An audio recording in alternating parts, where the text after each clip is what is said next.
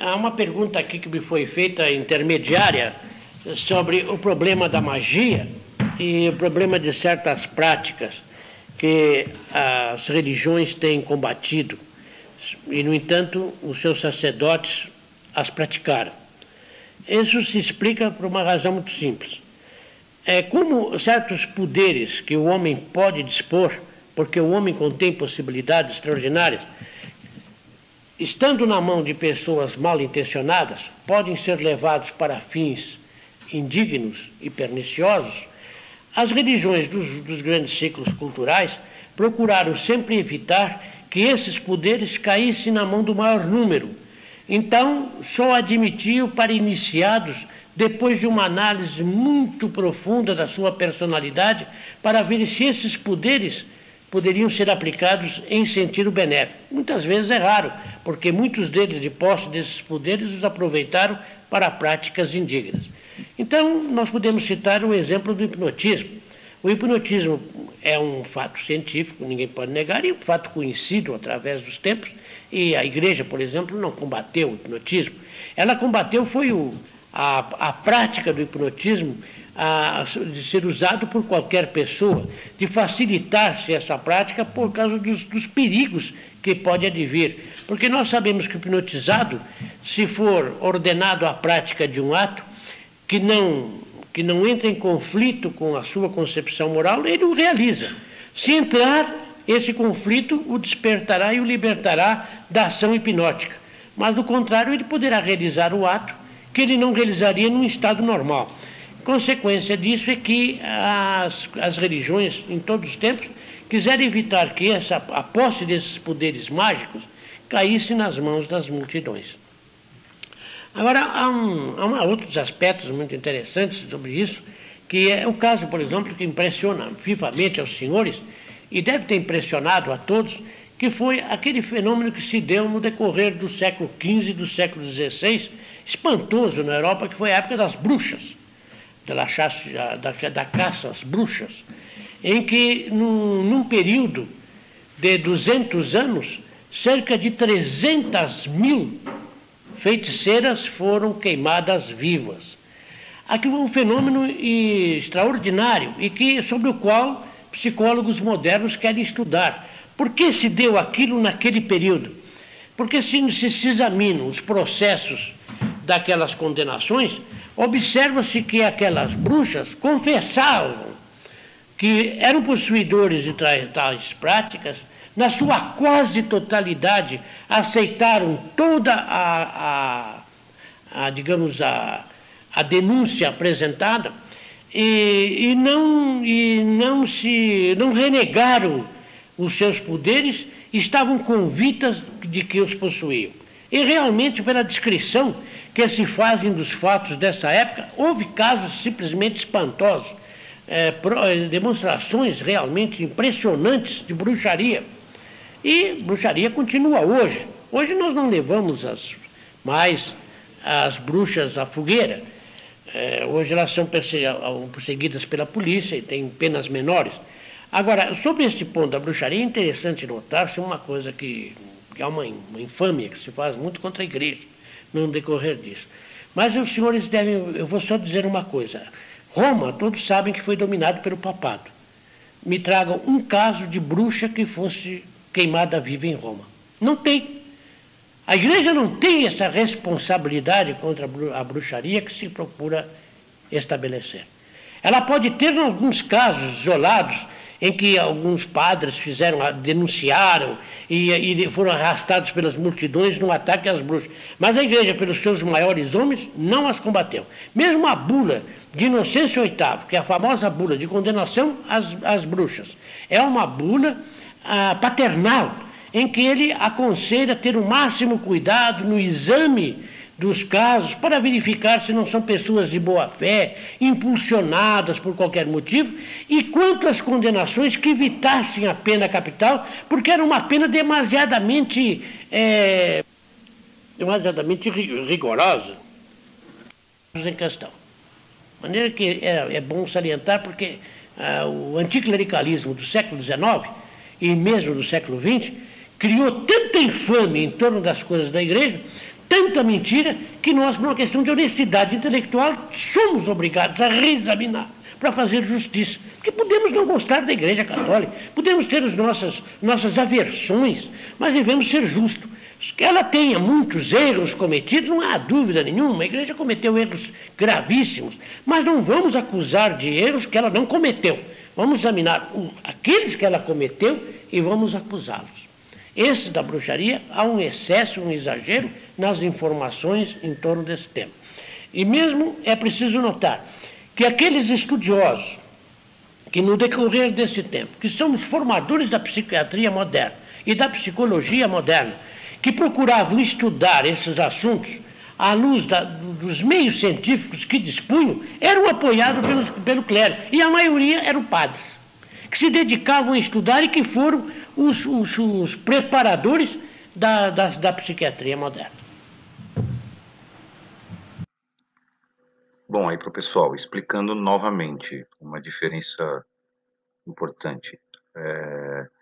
A diferença entre bruxaria e outras ciências que, bom, o pessoal chama de magia, mas é um nome que está tão zoado que não é bom usar.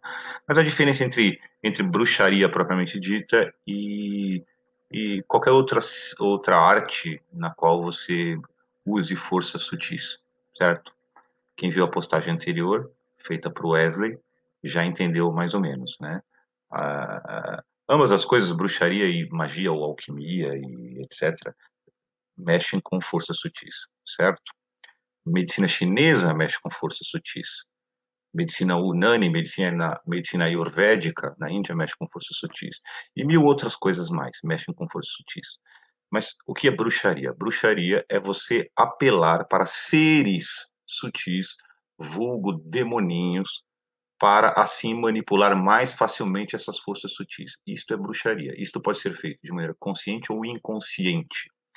Por isso que quando a pessoa quer aprender alguma coisa séria nesse assunto, ela deve entrar alguma escola bem tradicional, alguma coisa ali do, da China, do mundo islâmico, da Índia, né? Para não cair na bruxaria, de maneira consciente ou inconsciente. Porque a pessoa pode ser um bruxo sem saber. Ela pode estar pedindo favores para capetinhas sem se dar conta disso. Isso será cobrado, né?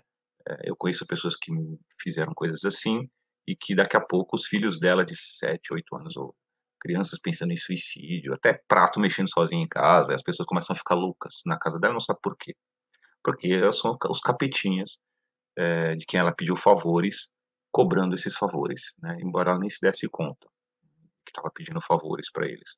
Então ficou mais ou menos clara a diferença entre bruxaria e outras ciências que o pessoal chama de magia, mas esse nome é péssimo, né? Outras artes nas quais você mexe com forças sutis. Mexer com forças sutis não é bruxaria, não é sinônimo, certo? Como eu disse, medicina chinesa, aquela da acupuntura, do pontinho que você aperta e causa isso ou aquilo, é mexer com forças sutis. E isto não é bruxaria, né? Mas também não é ciência materialista, você entendeu? É mexer com forças sutis, é outra coisa ainda. Aqui é difícil você escolher um termo. Magia é péssimo, porque magia é associado com bruxaria no Ocidente em geral. Então, mas é outra coisa. A bruxaria é você, para ter um efeito mais rápido e mais espetaculoso, né, você apelar para seres sutis, vulgo demônios, para obter um resultado, para obter um efeito nas forças sutis. Ficou claro mais ou menos isso? Bruxaria, quem se mete, se ferra. 100 em 100, de um jeito ou de outro.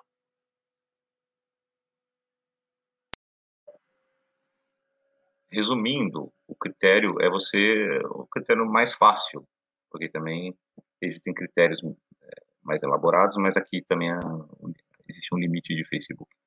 O critério mais fácil é você estudar pelas vias tradicionais, né? Quer dizer, então você tem mais conhecido aqui, como eu falei, é a medicina chinesa, mas você tem, por exemplo, no caso da Índia, você tem a medicina Unani, a medicina ayurvédica. Usa-se o termo medicina, mas inclui muito mais coisas do que medicina, né? Inclui todo o tratamento para o bem-estar humano. né? Não só da saúde física, é usado o termo medicina, né? O melhor é sempre usar, o mais seguro é usar meios tradicionais, meios experimentados milenarmente, né? Para não correr risco. O problema da parapsicologia, voltando a esse ponto, é esse. É um bagulho que os caras não sabem onde estão se metendo. Então, assim, pior do que você invocar seres sutis para ter acesso a forças sutis é você fazer isso sem saber o que está fazendo. É pior, entendeu? Por isso que eles estão numa situação pior que a do bruxo, certo? Mas é isso, ó. Apele a, a tradição. É o mais seguro, é o mais fácil. Ah, eu quero aprender a lidar com essas coisas, né? Começa com, por exemplo, medicina chinesa. É a coisa mais na prática. Eu estou tirando uma resposta prática, tá? Você estando no Brasil, tal, comece a estudar isso aí, né? A cosmologia chinesa, a medicina chinesa. Você vai, vai começar a aprender isso. O pessoal da minha família aqui só se atende com um médico chinês que a gente zoa chamando de bruxinho, né? Porque o cara, né, faz coisas que gente aí por aí vão pensar que é milagroso, né? E não é, certo? Então isso aí é a resposta para quais os critérios. Eu poderia te dar critérios abstratos, mas não vão ser úteis. Na prática, e dado o limite do Facebook, o critério é o seguinte: vá atrás de coisas tradicionais, coisas que pertencem a civilizações religiosas milenares e que têm sido feitas ali com segurança. Ali você e pratique muito bem a sua religião para você estar imune ao perigo de apelar a forças sutis de maneira inconsciente, a seres sutis de maneira inconsciente. É isso aí. É, então, Wesley, vou tentar responder resumidamente aqui, ok? O que define uma coisa como bruxaria não é a intenção e nem a finalidade. Quer dizer, não é o sujeito, não, eu quero, sei lá, causar morte ou causar doença para essa pessoa que faz a coisa ser bruxaria. Não, bruxaria não é isso, necessariamente. É porque isso aí eu posso querer causar dano para alguém sem ser por bruxaria. Isso define a coisa como um ato moralmente mau, né? A mesma coisa é a intenção também, certo? Não, o que define a coisa como bruxaria são os meios. São os meios. Ó, imagina assim, resumidamente, você está falando assim, energias, forças sutis. Imagina forças sutis que nem forças materiais. Ambas são. Eu não gosto de colocar não, forças naturais e forças sutis. Não, porque forças sutis são forças naturais, né? Embora você não as veja normalmente. Não. Imagina assim, imagina as forças materiais, tá? Você tem forças materiais como, sei lá, um rio, as plantas, as pedras, os minerais, todos, né? Você tem isso aí, né? Imagina as forças sutis do mesmo jeito. E além de forças sutis, você tem seres sutis, que nem você tem seres materiais, os seres humanos, os animais, certo? O que define a bruxaria é o seguinte: para ter acesso a essas forças sutis, eu vou apelar a seres sutis. Esse é o caminho, isso é bruxaria. Bruxaria é você apelar para seres sutis, vulgo demoninhos, capetinhas, para ter acesso mais rápido a forças sutis. Aí, meu amigo, tanto faz se você está querendo a cura da sua mãe. Você entendeu?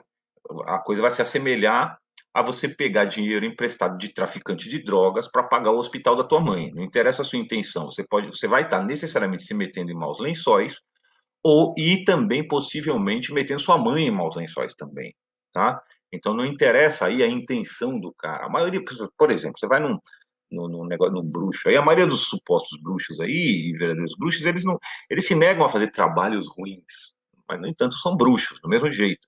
Eles se metem em maus lençóis e metem as pessoas que lhes pedem socorro em maus lençóis também, certo? Então bruxaria é isso. A bruxaria é de maneira consciente ou inconsciente, aí o perigo da parapsicologia, de maneira consciente ou inconsciente, você apelar para seres sutis para ter acesso a forças sutis, porque é mais rápido. Esse jeito é mais rápido, mas sempre danoso e proibido por todas as grandes religiões, tá certo? Depois eu vou explicar o que seria esse acesso a forças sutis sem apelar a seres sutis, tá? O caso, depois eu vou explicar melhor, mas para você ter uma ideia, o caso mais comum de acesso a forças sutis sem apelar a seres sutis. O caso mais comum é o da medicina chinesa. Por exemplo, o caso mais conhecido aqui no Ocidente. Mas existem outras coisas também. Em que não, daí não, você é uma atividade neutra, e como toda atividade neutra, ela é, em princípio, boa. Aí sim vai contar a sua intenção, o seu objetivo, aí sim. Tá? Mas a bruxaria sempre é ruim. Bruxaria não é não é manipular forças sutis. Isso não é bruxaria. Bruxaria é apelar para seres sutis para conseguir mais rapidamente e com maior eficiência manipular forças sutis. Isso é bruxaria. Acho que deu para entender, né? Resumidamente. É isso aí. Fica com Deus. Abração. Bom, tá aqui. A pergunta é: Tales de Carvalho, como uma pessoa pode se tornar um bruxo involuntário? Querer reproduzir fenômenos parapsicológicos seria um exemplo disso?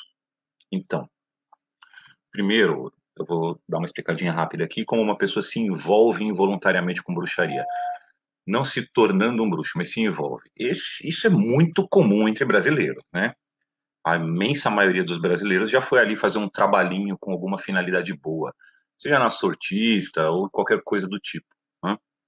Hoje em dia a gente tem que tomar um certo cuidado com o que fala no Facebook, porque tudo é ódio religioso, tudo é assim. Então eu não vou citar aqui, mas qualquer coisa que você vai fazer um trabalho, é para minha filha engravidar, minha esposa engravidar, é para meu marido arrumar um emprego, ou mesmo que tenha uma finalidade boa, né? Você vai, busca fazer um trabalho aí para oferenda qualquer aí, você está se metendo em bruxaria e, na maioria das vezes, involuntariamente. As pessoas não estão pensando, estou me metendo em bruxaria, né?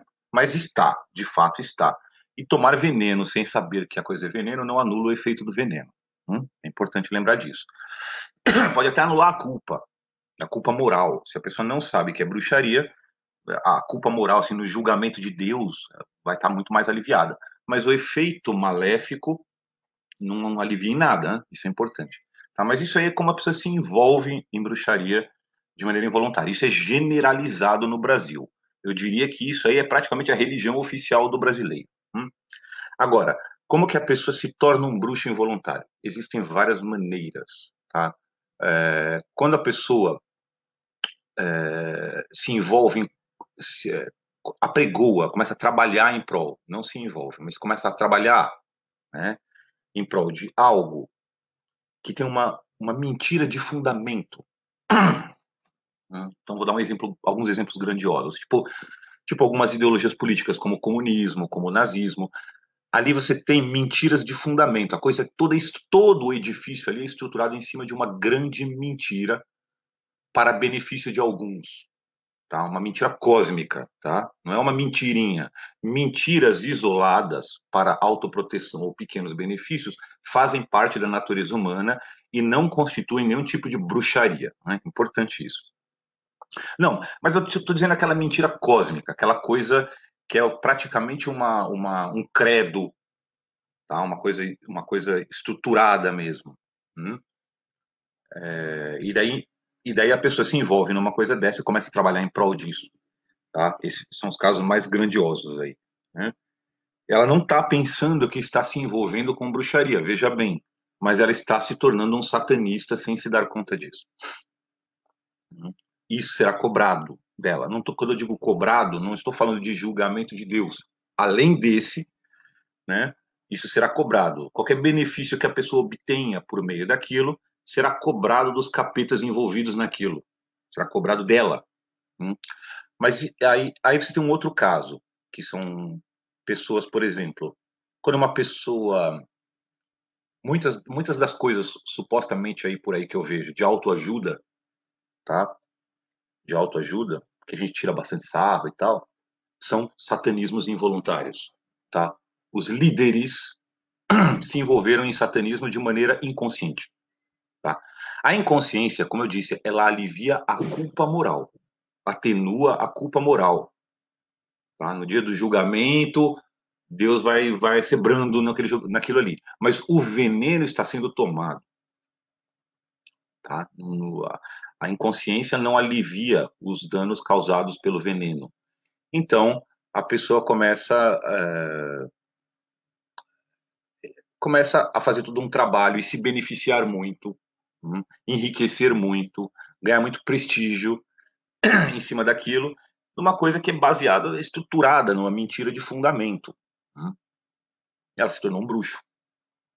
Tá? Ela se tornou um bruxo. Isso tende a atrair muitas pessoas, inclusive. Ainda mais num país que nem o Brasil, em que todo mundo não, mas a imensa maioria das pessoas é adepto de bruxaria de maneira inconsciente. Não, não um bruxo, mas adepto de bruxaria. Então, quando uma pessoa chega com propostas desse tipo, isso tende a atrair muita gente, porque ecoa. Esse é um jeito de se tornar um bruxo involuntário. Existem outras coisas, mas fundamentalmente, qualquer atividade que te traga muito benefício, muita prosperidade, muito benefício, e que seja estruturada numa mentira de fundamento, é bruxaria inconsciente. Mesmo que você não esteja ali invocando, sabe, o Beelzebub, pintando pentagrama no chão, né? As pessoas pensam que satanismo é pintar pentagrama no chão e botar uma cabeça de bode, né, na parede. Não, isso aí são símbolos de satanismo, tá? São sinais que dependendo da cultura do momento, esses sinais podem existir ou não. Hum? Isso não é satanismo. O satanismo pode ser muito mais limpinho. Hum? Por exemplo, um outro exemplo de satanismo involuntário, o aborto. Tá? O aborto metódico. Tá? Não uma pessoa fazer um aborto, isso é um pecado. Mas o aborto metódico, o aborto estruturado, tá? Quando um país aprova leis de aborto, né? Com aquela base de é o corpo da mulher, o direito da mulher, né? Sabe, com toda tem uma mentira, tem um engano, uma mentira de fundamento, né? Porque ninguém está pensando nos direitos do feto, por exemplo, né?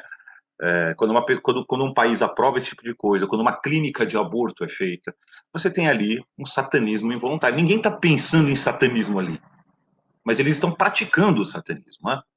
Então você tem vários tipos de satanismos involuntários em que a pessoa pode se meter. Bruxaria é satanismo, tá? Bruxaria é sinônimo de satanismo, entenda isso, né?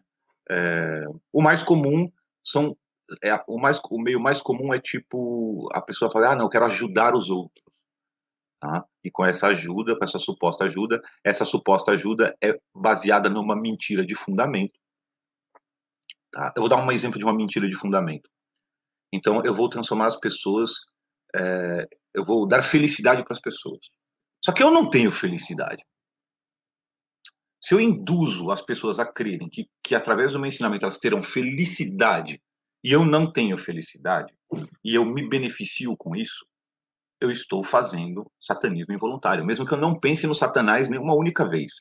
E isto será cobrado. Eu já vi pessoas que fazem esse tipo de coisa e realmente, dando aquele exemplo que eu dei no outro áudio, dali a pouco os filhos, crianças delas estão pensando em suicídio, está acontecendo um monte de casos de loucura na família, é, as pessoas começam a ter problemas aparentemente psiquiátricos, pessoas que eram normais, né? Isso são indícios de presença satânica na vida da pessoa, tá?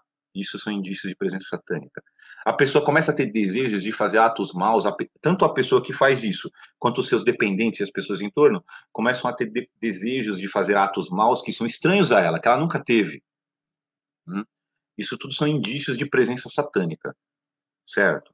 Então esse é o jeito mais comum de se tornar satanista. A pessoa pode acabar fazendo isso em grande escala ou em pequena escala. Mas o jeito, esse jeito que eu estou falando é assim, a pessoa supostamente ela declara estar fazendo um bem com uma mentira de fundamento, tipo essa, eu vou te dar felicidade. Mas eu não tenho felicidade, mas eu sei te dar felicidade. Essa é uma mentira de fundamento. E ela enche o rabo de dinheiro com isso, por exemplo. Ela se beneficia muito com isso. Isso é um satanismo involuntário, mesmo que a pessoa nunca nem pense em Satanás, né? Esse é um caso normal. Beleza? Então acho que respondeu um pouco aí a questão do pessoal. Fiquem com Deus aí. É uma boa pergunta essa aí, Sérgio. O comunismo, mas da mesma forma que o nazismo, e numa forma um pouco menor, mesmo o liberalismo também ocidental, todas essas ideologias políticas laicas, mas o comunismo de um jeito bem grave, ele copia a estrutura da religião, tá? Ele toma como verdades inquestionáveis coisas que são mera opinião de fulano ou beltrano, né? Então, isso aí já é um tipo de satanismo, tá? Mas nesse sentido, o liberalismo também, esse modelo liberal laico que nós temos no Ocidente Livre, também é um tipo de satanismo, né? Então, assim, é por isso que eu falo que a defesa do liberalismo laico tem que ser feita por nele ser mais fácil você ter religião, você praticar a religião, você não por ele ser algo realmente positivamente bom. A pessoa religiosa que acredita nisso está se desviando da religião, vai por mim. Não, é simplesmente quais as opções? Você tem que ser muito realista. Não adianta também, não, eu defendo aqui a monarquia religiosa, ficar com essas fábulas de gente alucinada aí que tem por aí. Não. Na prática, você defender o liberalismo de tipo ocidental, em comparação ao comunismo, por exemplo, é uma obrigação. Porque no liberalismo a gente pode ter o ICLS, entendeu? Por exemplo. Ou você pode ter uma igreja, ou você pode ter outras coisas mais, né? Então, não tem nem o que pensar. Mas não se deve também defendê-lo como se fosse uma coisa positiva, porque, de certa forma, ele tem um fundamento satânico, tanto quanto o comunismo, que é o quê? Que é você tomar uma mentira cósmica como uma verdade absoluta. Você entendeu? Como uma verdade absoluta. Então, assim, como uma verdade revelada. Então, não há. Nós temos aqui os três poderes e a democracia eletiva. Isso aí, assim, inquestionável. Isso aí, assim. Como assim, sabe? Dá a impressão que é, sei lá, cara, que é Jesus Cristo, que é o Alcorão, que é, sabe? O cara tá tomando aquilo como se fosse um negócio de origem divina, que não, você não pode criticar, né? Por exemplo, você vai num país muçulmano tradicional, como o Marrocos, a Constituição do Marrocos tem os seguintes pilares, tá? Em primeiro lugar, a religião, certo? Então, a religião é entendida como o Islã sunita, das quatro escolas tradicionais sunitas, em primeiro lugar, o cristianismo em segundo lugar e o judaísmo em terceiro. Isso é o pilar da religião, tá? Então, assim, os crimes de blasfêmia que visam ofender publicamente qualquer uma dessas três religiões é punido severamente, porque isso é o pilar máximo da Constituição, tá? Em segundo lugar, a monarquia, em terceiro lugar, o território, tá? Então, o pilar máximo é a religião. Aí a religião está sendo usada nesse sentido mais genérico, né? O Islã sunita tradicional em primeiro, o cristianismo em segundo e o judaísmo em terceiro, certo? Não se pode ofender essas religiões em público, tá? Isso aí assim é inquestionável, tá? Elas são reconhecidas como religiões de origem divina nesta hierarquia de importância, ok? Então isso é um pilar, né? Aqui você tem, não, os três poderes, você entendeu? Só que o muçulmano, quando ele faz isso, ele acredita realmente que, olha, a gente não pode ofender essas três religiões porque Deus mandou, tá? É por uma questão divina mesmo. Hum? Já na República você tem, não, você não pode ofender, isso você se atribui a mesma importância. Então, agora inventaram esse negócio de crimes antidemocráticos, é isso mesmo, né? É uma pantomima da religião. Agora, voltando ao comunismo, o comunismo faz isso em maior escala e com mais gravidade, tá? É só você ver na China. Ele faz isso em maior escala e com muito mais gravidade, a ponto de querer vigiar a consciência das pessoas, né? Certo? Então ele toma o lugar da religião. Isso é uma grande mentira, é uma mentira cósmica. E como eu expliquei, quando você inventa uma mentira cósmica, uma mentira altamente elaborada, né, e essa mentira ainda traz vantagens para aqueles que são os líderes dessa mentira, traz vantagens de tipo material, isto é satanismo. Por mais que não tenha pentagraminha e cabecinha de bode na parede. Isto é satanismo. Tá? E ninguém ganha nesse negócio dos comunistas nos tempos de hoje. Tá? Eles realmente se acham emissários da verdade, tá? Verdade com maiúscula. Né? A verdade com maiúscula é eles mesmos. Tá? Então, por isso, o comunismo tende a atrair demônios mesmo. As pessoas ali envolvidas naquilo ali estão tudo endemoniada mesmo. Tá? Não é de surpreender, não. E é interessante notar, pelo menos no Brasil, né, eu tenho experiência direta disso, de quanto o pessoal comunista se associa com bruxarias mesmo, com bruxarias no sentido mais comum da palavra. Eles adoram uma bruxariazinha, né? Porque eles são tudo aparentado. Né? Então é isso. Comunismo, a gente não deve nem buscar conviver com pessoas adeptas de comunismo. Tá? Faz mal, é danoso buscar conviver com elas. Tá? Mas acho que ficou claro, né? É isso aí. Fica com Deus aí. Tava ligado no microfone do fone de ouvido, então a captação é péssima. O que eu estava falando é o seguinte, que uma coisa importante, né, no estudo e na prática desse tipo de arte, de manipulação de forças sutis, vamos chamar assim, um nome bom é alquimia, desde que se entenda num sentido bem amplo da palavra, e não no sentido da alquimia, aquela alquimia ocidental, assim, estritamente, né? Mas alquimia no sentido geral, que é você, através de atos materiais, né? Através de atos materiais, você causar um efeito em outra parte, sem que haja uma causalidade material, né? Vamos chamar assim. Tá? Então, mas uma coisa muito boa no estudo e na prática dessas coisas é quando ela é cercada da proteção dos símbolos sagrados da religião. Hum? Dos símbolos espirituais, símbolos doutrinais, símbolos rituais da religião. Um caso clássico disso aí é Santa Hildegarda. Ela fazia exatamente isso. Tá? No Islã você tem a tradição de uma ciência que é a ciência dos amuletos. É uma ciência muito praticada, inclusive muitos reis, como o rei do Marrocos, trata só os filhos com isso aí. Tem um livro chamado The Book of Sufi Healing, que é muito bom e que fala sobre isso. É, você não é milagre. A pessoa olha aquilo, um monte de símbolos religiosos, orações, etc, etc, e pensa, é milagroso. Não. É manipulação de forças sutis, certo? Mas cercada da proteção espiritual da religião que transcende essas forças sutis e garante contra qualquer mal, né? É isso aí. Um exemplo clássico disso é Santa Hildegarda no Ocidente, né? Quando você lê as obras dela, isso fica muito claro. Então, bom, primeiro assim, como os índios, né? Difícil, os índios são que nem as demais pessoas. Então, assim, a população indígena ali tinha milhões de pessoas, você tinha várias religiões ali diferentes, né? Você vai ver, a pessoa que está de fora pensar, a religião indígena, norte-americana, né, nativa americana. Não, você tinha várias religiões ali diferentes, então depende, né? Em resumo, depende. Certamente tinha índio ali que sabia, simplesmente por um treinamento, através de um treinamento psicofísico ali, que nem o cara de Qigong, medicina chinesa, essas coisas, por um treinamento psicofísico, ele, ele aprendeu a manipular forças sutis que causavam a chuva local ali. Outros apelavam para capeta mesmo, entendeu? Outros rezavam para Deus e faziam milagre, né? Sabe, tipo, depende, né? Depende, realmente varia muito. Não dá para catalogar assim. Mas é fato, por exemplo, o John Ford, diretor, filmou muitos westerns ali nos anos 30, 40, 50. Ele tinha lá um índio lá, um, um xamã indígena lá, que nas cenas de chuva lá parece que o cara fazia chover, entendeu? É verdade essa história, já conferi, né? O próprio Buffalo Bill também várias vezes pediu para o touro sentado fazer isso aí, ele fez muitas vezes também diante do Buffalo Bill. Então isso existe mesmo, né? A coisa pode ser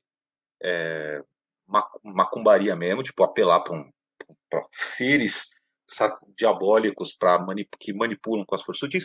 Pode ser o sujeito ter um treinamento psicofísico ali, prolongado e tal, e adquiriu a capacidade disso aí, é possível também, né? E pode ser milagre também, né? A diferença entre o milagre e a habilidade